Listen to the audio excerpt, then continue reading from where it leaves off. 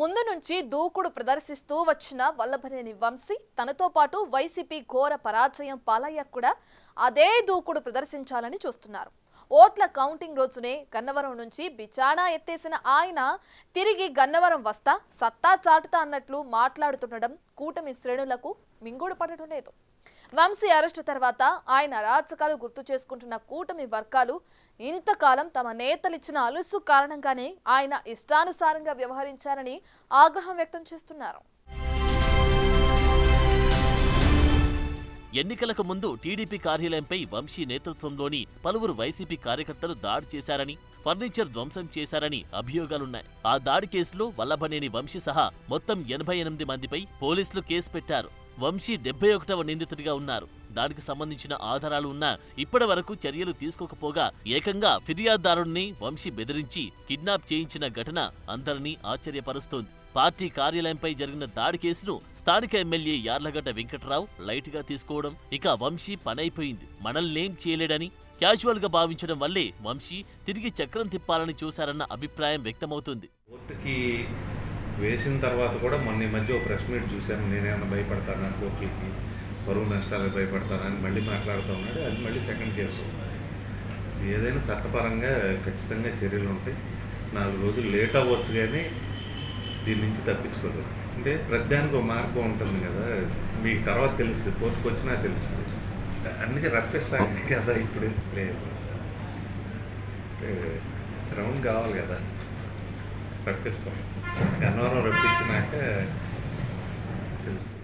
ఇంత తతంగం నడుస్తూ ఉంటే వల్లభనేని వంశీ అరెస్టును మాజీ మంత్రి కొడాలి నాని ఖండిస్తున్నారు. రాష్ట్రంలో రెడ్ బుక్ పాలనకు వంశీ అరెస్ట్ ఒక ఉదాహరణ అంట. టీడీపీ ఆఫీస్పై దాడి కేసులో ఫిర్యాదును వాపసు తీసుకున్న టీడీపీ కక్ష సాధింపు చర్యలకు పాల్పడుతుందని ఆరోపిస్తున్నారు. కోర్టు ఉత్తర్వులున్నా వంశీని అరెస్టు చేయడం ఏంటని తన ట్వీట్లో ప్రశ్నించారు. మరి ఫిర్యాదు వాపసు తీసుకున్నారని అంటున్న కొడాలి నానికి సత్యవర్ధన్ని బెదిరించి కేసు వెనక్కి తీసుకునేలా చేయడం, తర్వాత అది బయటపడకుండా అతన్ని కిడ్నాప్ చేయడం తెలియదా అని అదే సోషల్ మీడియాలో టీడీపీ వర్గాలు కౌంటర్లిస్తున్నాయి. నెక్స్ట్ నువ్వే నాని రెడీ అవ్వమని సలహాలిస్తున్నారు.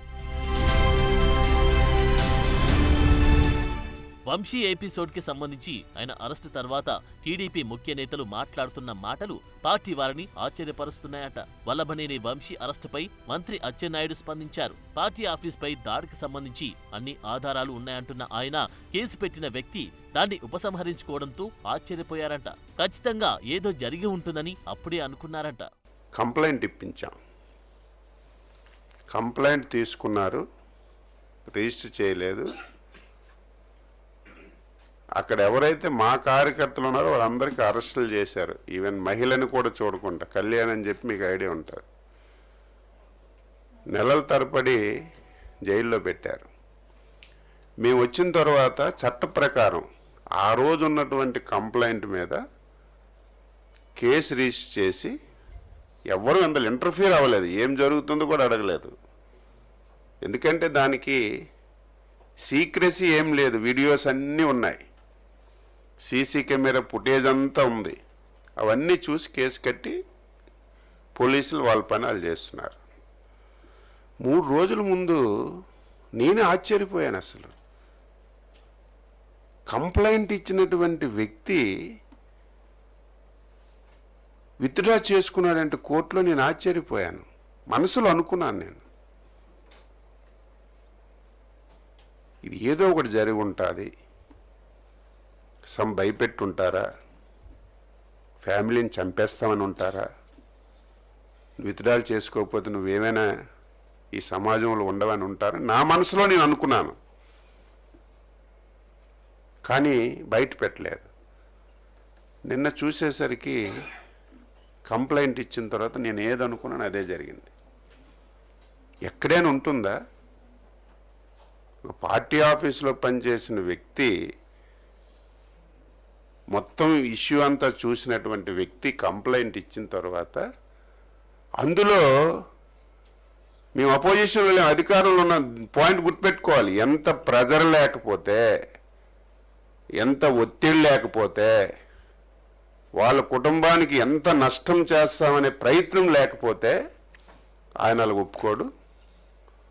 అది కూడా నేను మార్నింగే చూశాను, వాళ్ళ తల్లిదండ్రులు వాళ్ళు కంప్లైంట్ ఇచ్చారని. ఇది సీరియస్గా తీసుకోవాల్సిన ఇష్యూ కాబట్టి పోలీసులు వాళ్ళ పని వాళ్ళు చేసి అరెస్ట్ చేశారు. ఏదైతేనేం ఎట్టకేలకు వంశీ అరెస్ట్ అయ్యారు. ఇంకా వైసీపీలో వివిధ కేసుల్లో నిందితులుగా ఉన్న నాయకులు చాలా మందే ఉన్నారు. వంశీ కిడ్నాప్ పర్వం తెలిసి ఉలిక్కి పడుతున్న తెలుగు తమ్ముళ్లు మిగిలిన వారిపై అయినా వెంటనే చర్యలు తీసుకోవాలని డిమాండ్ చేస్తున్నారు.